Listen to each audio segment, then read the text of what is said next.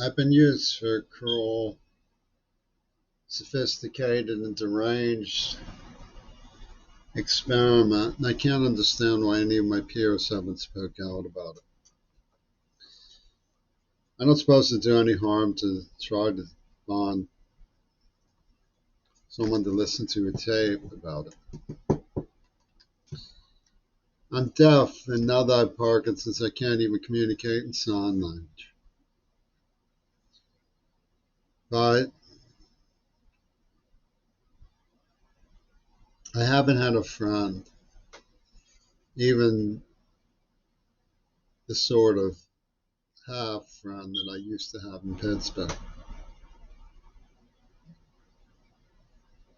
30 years. It's been long nights being alone and then drop-in programs with people who are sort of mobilized itineraries. It's shocking that nobody's spoken out about it. There's overlaps in sadism. In other words, one sadism process seems to explain a whole wave of sadisms, but there's interlocking sadisms happening simultaneously. A good example of this is the way they use the neurological implant, which you can see now, and I didn't know was there. And they had me surrounded by people in a Truman Show, people who knew that I had been kidnapped and tortured, and that an implant had been used. It was an inside joke of the faculty and elite students, mostly Israeli, at the University of Pittsburgh. And they knew that this implant was a personality change implant, and that was responding to trauma, and it was neuroobedient. I was basically a golem. And they started putting me through various drama club routines so that they could then make recordings remembering idiosities that they elicited from the queer bait.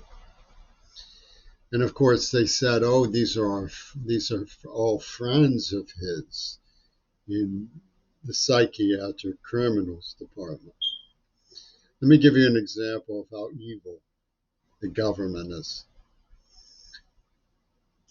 A perpetrator was allowed to pretend that he was from Amnesty International, when in reality, he was organized to cover for the neuroscientific trafficking of a child by an Attica State prison warden.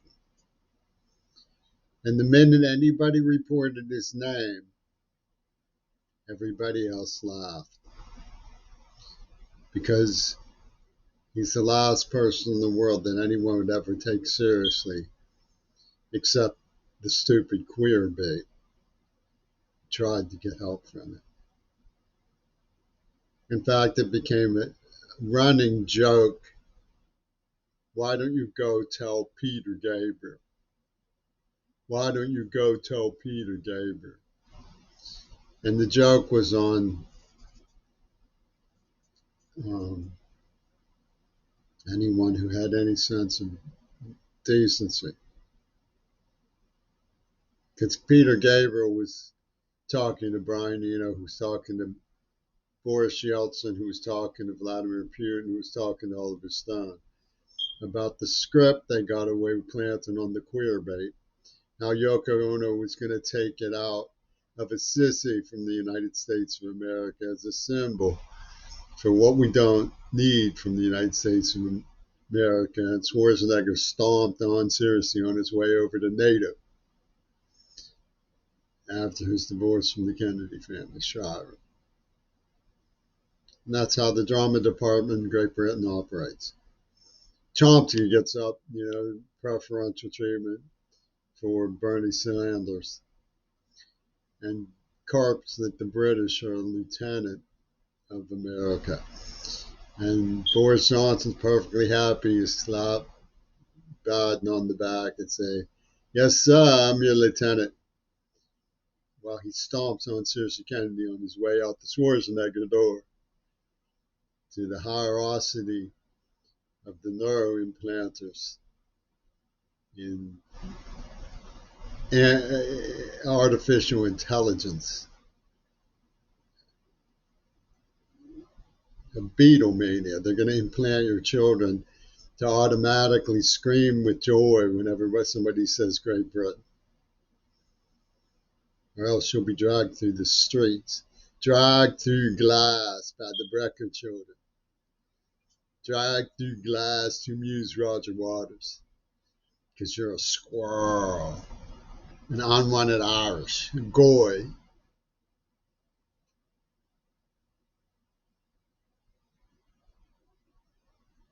In the latter day Great Britain province, a fifth not wanted bird, where the Neva Corporation owns the school children of the East Liberty District,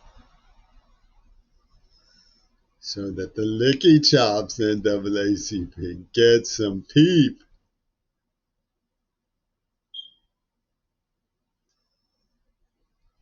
Hands off the Vince Irene Martin Sheen money they make trafficking children for pornography. Hands off the collection plate, queer bait. They'll poison you in the mouth because you made an insensitive remark. We made an insensitive remark. And Ringo Starr is going to interview the people who knew you growing up. Tell us about the neuroimplant golem. Tell us about the queer bait. We got your friends on the line, queer bait. We're going to hear from your friends now, queer bait.